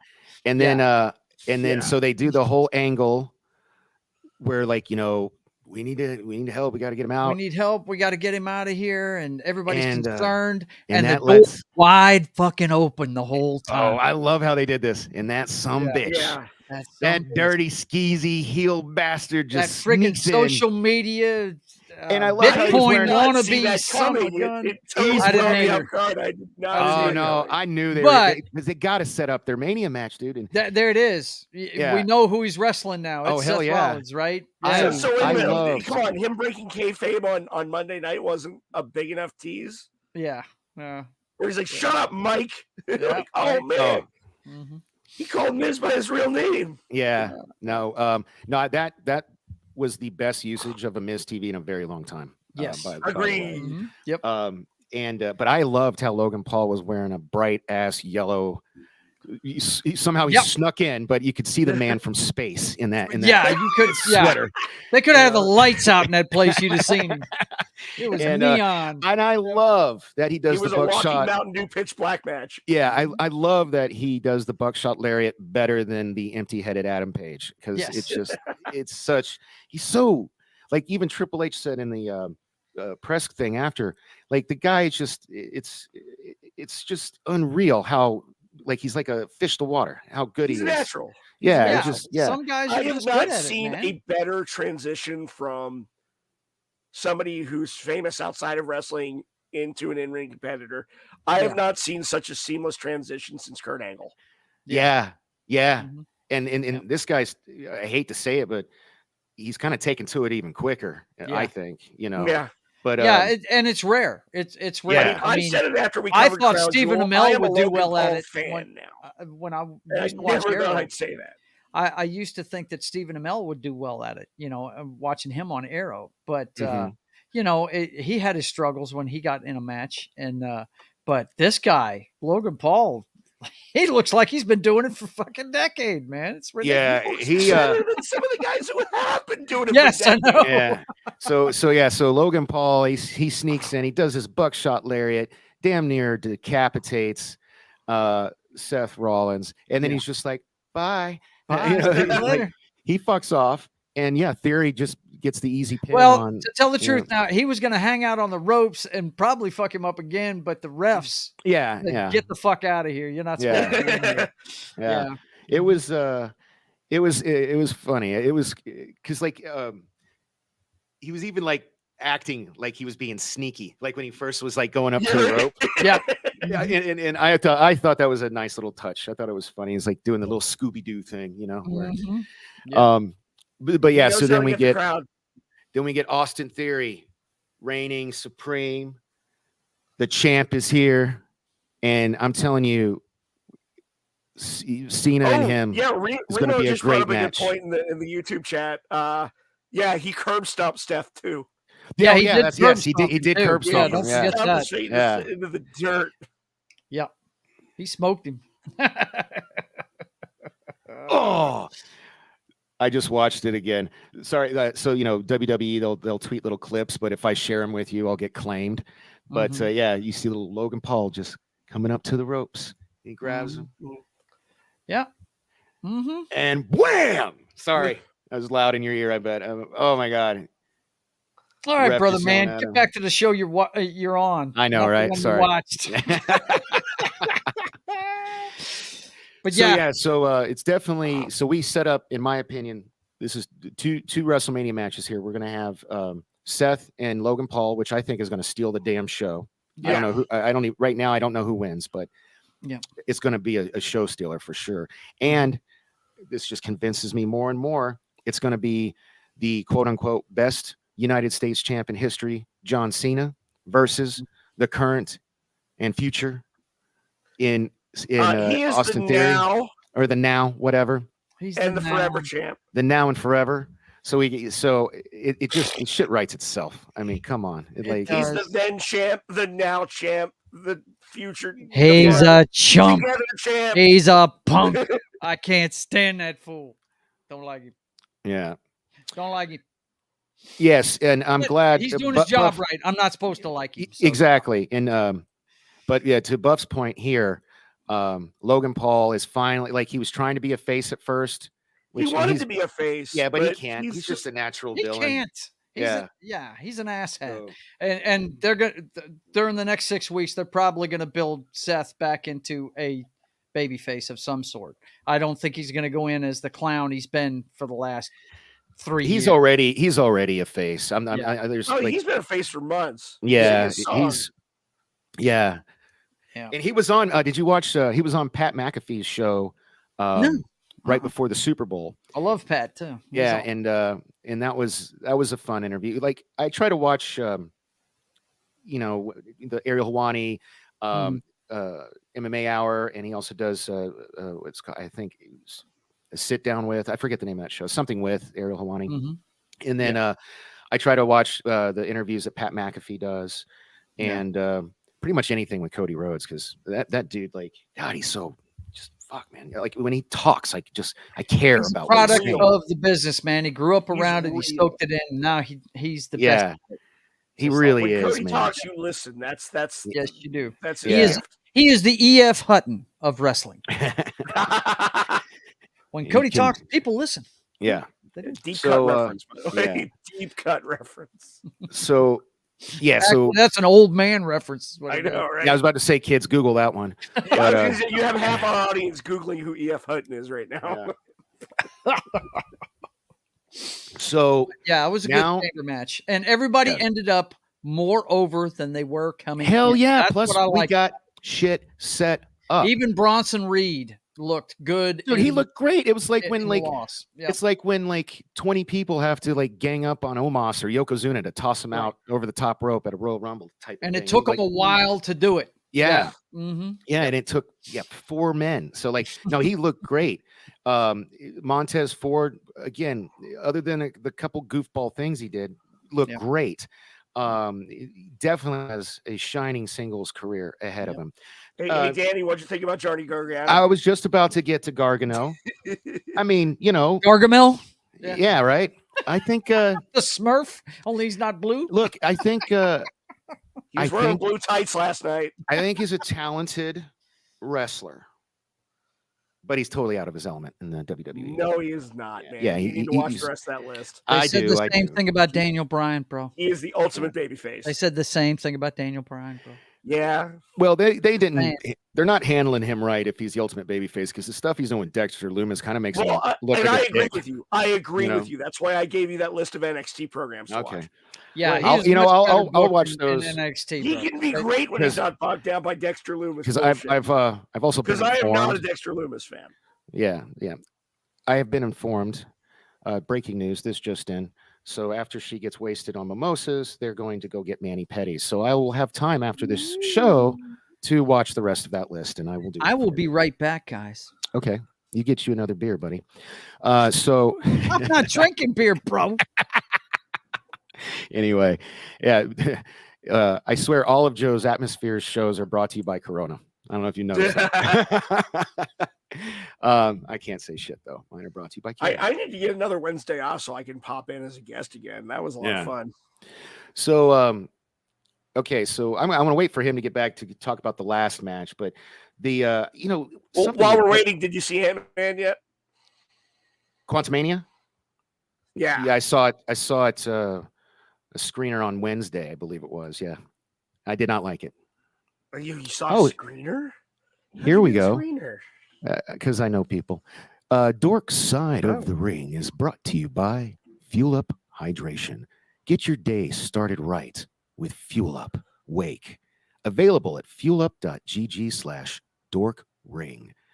Use that code DORKRING and receive free shipping on all your orders. Once again, that's fuelup.gg/dorkring. And we would like to thank Fuel Up for being a proud sponsor of Dork Side of the Ring. God, do they got anything packed with vitamin C that can help me kick this crud? They do. Actually, Wake and Bill, help me out in the private chat. What's that other one called? The one that I still need you to send me, because I want to. The one that helps you with concentration and shit. I forgot. I should. Wake is the only one I use, but I love it. Wait a minute. Just because it says concentrate on the can, I mean that could mean it's from concentrate. Yeah. Okay, man. Stick to your day job, buddy. Anyway, so I did want to say that WWE is really, really good at putting together those packages that kind of like, they go over like the 9-month storyline of that got us to this match. Those packages they're really good at. They're very well produced. It's something that AEW could, definitely learn from. Yeah, totally. Because my girl, she's not really into wrestling. She just tolerates it, and sometimes she enjoys it. But she's sitting, so like, my setup here, the couch is over there, big screen's over there, and so she's on the couch. I'm sitting here doing my watch along and chatting with all my other nerdy wrestling friends, and she actually commented on the package leading up to the match. She's like, "Oh, well, now she's like, well, that's nice that they do that. So now I know why they're fighting." And I was like, "Yeah, that's what they do, babe." It's like, there we go. Wake, play, and rest. Play. That's the one I want to try next. I got no problem sleeping because I first of all, I hate sleep. I've got all these neck issues. So Wednesday I finally got my surgery rescheduled. So Wednesday I go back for another neck procedure. But waking up every day sucks. Like, I mean, I wake up in pain every day, and it takes about an hour to shake it. and so I actually try not to sleep, which I know is terrible for you. But when I do go to sleep, I'm out the second my head hits the pillow, because I'm basically on this weird like 36-hour a day like shit. Like I really wish days were 36 hours and not 24. It'd be perfect for me. Probably not everybody else, but it'd be perfect for me. Anyway. But yeah, so try those. The Fuel Up, Wake, and Play and Rest. Play and Rest. He took it down too early. Anyway. So I got it right in front of me, man. Wake, Play, and Rest. Wake, Play, and Rest. And use promo code DorkRing to get yourself some free shipping and help support the show. That's another way to support the show. So thank you for that. All right. So now Joe is back. Yeah, sorry about that. My kids just got here. That's why the dog was going nuts. Oh no! So if we have time, we'll bring Dave in for a couple of seconds at the end of the show. But if we don't, it's fine. Well, we probably will, because we got I think we got like 20 minutes left. Correct me if I'm wrong. In the back. Yeah, there, we got John. 20 minutes. I think we got 20 minutes. So and we only got. And one we match might left use that up on this match, dude. Well, we might. We might do that. All right. Remember that pin we put. Will do, Mom. The champ comes out first. Yeah, so it pisses me off. I understand why they did it. That's the first thing I said. So that's where they fucking fooled me, man. Because when that happens, usually it's kind of like this funny rule. If you go back in time and look at all the like WWF, especially in the 90s and shit, if the champ came out first, that meant they were losing. So I was like, I got really excited in the watch along chat. I was like, "Oh my God, does this mean Roman Reigns is he going to actually lose?" I took it a different way. How'd you take it? When Sammy's music hit and he didn't come out right away on the Let's Go, I was like, "Oh my God, did the bloodline get to him backstage?" All right, did they fuck him up? Yeah, because he took his sweet ass time coming out the curtain. Dude, he was probably just soaking it all in. I mean, oh my God, the reaction he got on SmackDown, where like almost 5.5 minutes on network television. He had a Roman Reigns entrance worth of. Yeah, he did. And what was cool about it, as much as I hate the champ coming out first, they really needed it. They had to do it that way. They had to do it this way because, man, you want to talk about a big fight feel. Like I said, the crowd was an MVP of this show. The crowd, dude. Can I say one thing? Can I? Yeah. Did anybody hear? Can any of us flash back to WrestleMania 18? With The Rock and this Hogan? is Rock Hogan energy. Okay, dude. Yeah, it was. This was Rock Hogan energy in Montreal. Maybe I don't know, man. They blew the roof off that fucking place. Those fans were fire. I said that so much last night. They literally stood and stared at each other for almost 5 straight minutes before even touching each other. And like you like to say, Danny, the ultimate gaslighter was using it all. He was like, this guy, he was pointing at him, making fun of him. Like, it was. Oh, I love when Roman does that, when he starts talking to himself and like. That to me is the best aspect of his character. Yeah, no, Roman's great. Dude, he really comes off like a mad despot king. Yeah. No, I really did. You saw my thumbnail. I'm trying to get better at those teasers. Might have been a little bit too wordy, but I was hoping it just like the smallest part of me thought maybe it could happen with Sami Zayn on the I mean, like, oh man, and the match was so fucking good. It was like 30 minutes at least. It was because it went a little over. Sammy tore up his chest doing trying to do the torpedo. I wonder why was he trying to. I don't know. That doesn't even make sense to me. Trying to jump through the turnbuckles, like that's when that was one of his old school babyface moves. He did that in NXT all the time. Really? Well, that was one of his. He ain't a spring chicken no more. So like maybe retire that move. Kind of fucked himself up on it. But I tell you what, man, the match was gold, dude. So good, so good. Yeah, and he was. Oh my! When he was beating his ass in front of his wife and his family. Oh my God, dude! He's at the peak of his powers, dude. Those fans were so. Not only the Montreal fans, the energy not only was great. I've missed there's a lot less signs than there used to be because too many people want to like record the shit instead of experience it live. So they can't hold a phone and a sign. But I tell you what, this Montreal crowd had great fucking signs and great placement of the signs. Like there was like, if Roman wins, we riot. Like you could see that sign for most of the match. Sami for Tribal Chief was really huge. You could see that. Like they were just on it was. I acknowledge Sami. I like acknowledge Sami and the big Sami, yellow letters and stuff. Like this was a great crowd in every aspect. Like the energy was there the whole time. The signs were there. The chants, "Fuck you, Roman." That's it. Fuck you, Roman. It was awesome, man. Yeah. And what's funny is he was laughing about it at the beginning of the match. But then when it started happening during the match, it started getting to him. He started getting mad. He started getting mad. I was like, guys, all you're doing is adding fuel to this and going to make it worse on Sami. What are you doing? I tell you what. So Sami doing like the Superman punch thing. And he actually did like the whole Roman thing. Yeah. Like, and he punches the thing. Cocked the wrist and everything. And like he actually, I was like, damn, man, he looked like Iron Man for a second. Like he did that perfect when he hit the mat. And then he actually comes and he fucking lands it. I tell you, there were like a few moments, and then they didn't quite do a dusty finish like we talked about before, but they did have a visual, like Sami had him out, but the ref was out, and then conveniently later, magically the ref appears to when the opposite happens. And before even that, I mean, this is how far Roman has progressed. And I've told you so many times that I've dug the dude from the beginning, from the Shield days and everything. I mean, could he cut the friggin' putting the shoulder up at the last second any better than he's doing? He's doing it like 2.9 now. Dude, there was one. Oh my God. Last night, there was one where I thought they botched it because I would argue with you it was a fucking 3 count. There was one where I was like, you could not get any closer because the ref. It was the one where he actually did go 3, and the ref immediately goes 2, 2, 2, 2, right. Trying to fix it.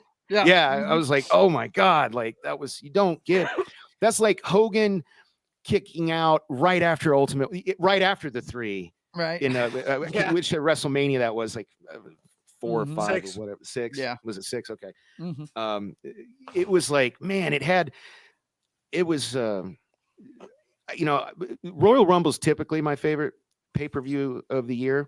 This one was fun, but it didn't have as many surprises as I would have liked. Although I did, pop my tits off for Booker T. Which, did you hear the sad news? He confirmed on his podcast that's his last match. He says he can't go out no better than that. So Booker T. It's all lies. I hope so, but don't believe it. He seemed pretty sincere.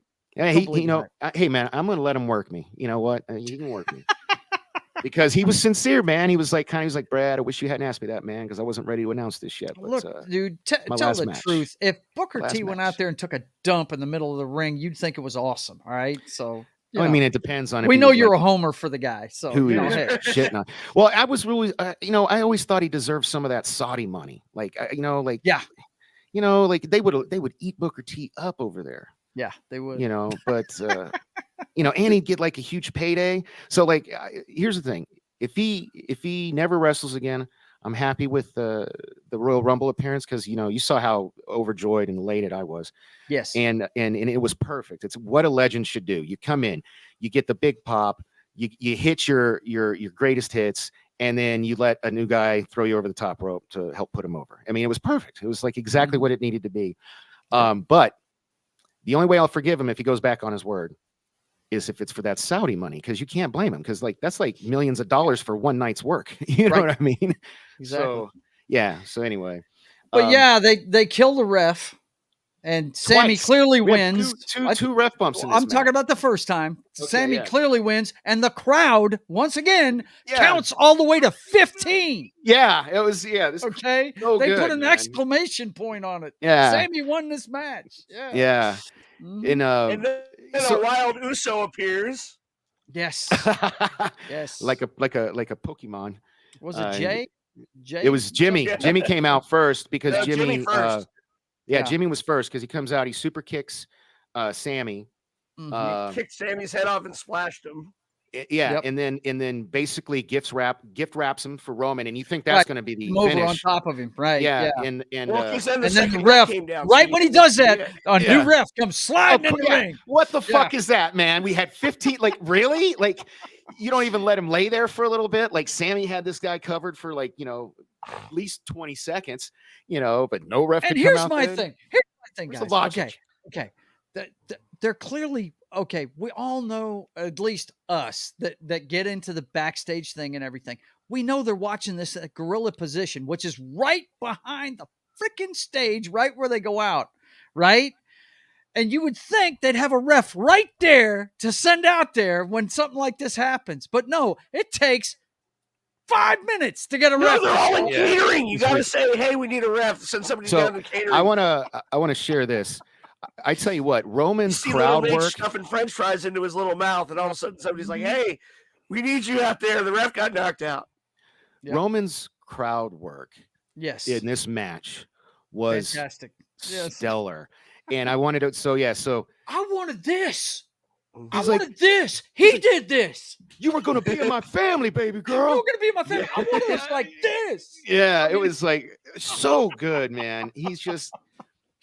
God, I did like where Sami Lambeau leaped over the barricade to plant one on his wife. And he kisses his wife. Yeah, you can tell that was done totally in the moment. That wasn't planned. Yeah, dude, that was literally like, we'll never have this moment again. Hey, babe, look at me. Sadly, because if they were going to do it, they should have pulled the trigger. I mean, with the crowd, like I tell you what, the MVP really is the man who saved Montreal, because these people were going to leave and burn the city to the fucking ground if it weren't for Kevin Owens. Right. But I'm getting ahead of myself. We'll get to KO later. We'll get to Kevin in a minute. Because that man is a hero. He's like, because if he hadn't done what he did, we'd be seen on the news like that Guns N' Roses concert. Like there'd be fire in the streets and shit. That's my son, guys. He's backstage out in the living room. Yep. Right. So Jay. Yeah. Thank you for keeping us on track, Remo. Yeah, there you go. So Jay comes out, and I tell you what, man, I hate that Sami accidentally speared him, because that's gonna, Well, let's let him know what happened previously. All right, go ahead. Okay, so what happens is Sami's on the deck. Roman's had enough. All right, the second ref is down, right? So he has Paul Heyman hand him a chair, and he is gonna waylay Sami Zayn. And when he turns around with the chair, Jay is standing in the middle of the ring, just like Sami was. Yep. For Kevin Owens. Fucking beautiful storytelling. Yeah, it's exactly the same, right? Oh, it was so good. Yeah. And what happens here is and then same thing, hands him the chair. You go ahead and do it, you do it to prove your loyalty. Here's your test, And he turns around, it was beat for beat. I thought he was going to hit Roman. I really did. I did too. I really did. Because it was like beat for beat. I was like, holy shit, they're really going to do this. It's believable because, main event, Jey Uso, that was the first big feud Roman had during the COVID era when he was champ. Let's see what we got here. Your boy says I didn't watch, but I don't care about spoilers. He probably, I'm going to watch no matter what. So, he's going to watch it no matter what. Yeah. Yeah. Your dad was bragging on you, industry professional. He was a proud papa. Hopefully we'll have a little bit of time to get you David, on. we only got 5 minutes left, so we're not going to get to you, but thanks for being ready to come on, man. Well, he can say hi in the after show at the very least, wouldn't mind meeting him. Yeah, for sure. So I'll bring him in after the show. Yep. Yeah. The test is given, and we don't even get the results of the test because Sami goes to hit Roman, and Roman steps out of the way and kills Jey Uso. Spears him out of his sneakers. Yeah. Blows him out of blows him out of the ring, as they say in football. And we don't see him again the rest of the night. He's done. He's gone. So now I'm like, I don't know. There's so much they could do. I hate to say this because normally I don't like triple threat matches, but shit, now I kind of want to see a Sami Zayn, Cody Rhodes, Roman Reigns triple threat, and it do that gimmick with like the first fall gets one title, the second fall gets the other title. So we can finally split those titles up. I actually have a better narrative for you, and it goes back to the Cody Sami promo, because Sami never wanted the belt. This is personal for him. Yeah. Sami would rather take that belt away from Roman than win it himself.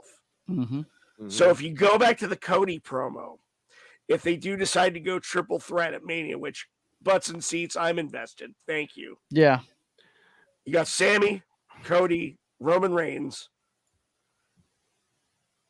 Sami takes the bullet for Cody